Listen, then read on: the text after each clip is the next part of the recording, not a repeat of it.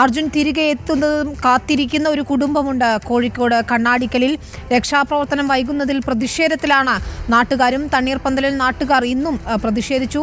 Thrissur corporation മുന്നിൽ lorry ഡ്രൈവർമാർ മുട്ടുകുത്തി പ്രാർത്ഥിച്ചു.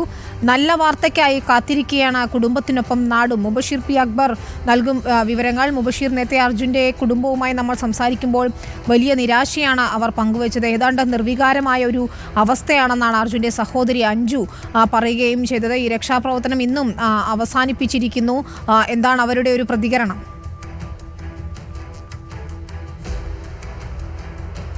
അർജുന് വേണ്ടിയുള്ള തിരച്ചിൽ 6ാം ദിവസവും പൂർത്തിയാക്കുമ്പോൾ അർജുന് വേണ്ടി കാത്തിരിക്കുകയാണ് കുടുംബവും നാടുമൊക്കെ തന്നെ.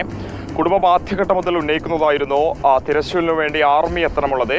ഈ ഒരു ആവശ്യം ആദ്യഘട്ടം മുതൽ ഉന്നയിച്ചെങ്കിലും അധികൃതരുടെ ഭാഗത്തുനിന്ന് ഗുരുതരമായ വീഴ്ച ഇക്കാര്യത്തിൽ ഉണ്ടെന്നായിരുന്നു കുടുംബം ഉന്നയിച്ചിരുന്നത്. ഒടുവിൽ ഇന്ന് ഏറ്റവും നിർണായകമായി തിരച്ചിലിനു വേണ്ടി കരസേന എത്തിച്ചേർന്നെങ്കിലും കരസേനയുടെ തിരച്ചിൽ ആരംഭിച്ചില്ല എന്നുള്ളതാണ്. പ്രാഥമിക പരിശോധനകളാണ് ഇന്ന് കരസേന പൂർത്തിയാക്കിയത്. മുഖ്യമന്ത്രി സിദ്ധരാമയ്യ ഉൾപ്പെടെയുള്ള ആളുകൾ അവിടെ എത്തി പ്രധാനപ്പെട്ട പല യോഗങ്ങളും ചേർന്നു. നാളെ മുതലായിരിക്കും ആർമിയുടെ തിരച്ചിൽ ആ ഒരു മേഖലയിൽ ആരംഭിക്കുക എന്നുള്ളതാണ്. നിർണായകമായ പല വിവരങ്ങളും ഇന്ന് പുറത്തു വരികയുണ്ടായി. റഡാർ സിഗ്നൽ ഉൾപ്പെടെ ലഭിച്ചൊരു സാഹചര്യത്തിൽ ഏറെ പ്രതീക്ഷയിലായിരുന്നു നാടും വീട്ടുകാരും കുടുംബവും ഒക്കെ തന്നെ ഉണ്ടായിരുന്നു. എന്നാൽ നിർഭാഗ്യവശാൽ 6ാം ദിനത്തിലെ തിരച്ചിലും അർജുനെ കണ്ടെത്താൻ സാധിച്ചില്ല എന്നുള്ളതാണ്. എന്തായാലും ഈ ഒരു മേഖലയിൽ വലിയ പ്രതീക്ഷയിൽ തന്നെയാണ് നാട്ടുകാരും അതുപോലെ തന്നെ കുടുംബവും ഒക്കെ തന്നെ ഇപ്പോഴുമുള്ളത്. ഇന്ന് തണ്ണീർപ്പന്തലിൽ നാട്ടുകാരുടെ നേതൃത്വത്തിൽ പ്രതിഷേധമുണ്ടായിരുന്നു. അർജുനെ ഇത്തരത്തിൽ മിസ്സിംഗ് ആയിട്ടും ആ നിലയിലുള്ള കാര്യക്ഷമമായൊരു തിരച്ചിലുണ്ടായില്ല എന്ന് ചൂണ്ടിക്കാണിച്ചുകൊണ്ടായിരുന്നു തണ്ണീർപ്പന്തലിൽ നാട്ടുകാർ പ്രതിഷേധ പ്രകടനം നടത്തിയത്.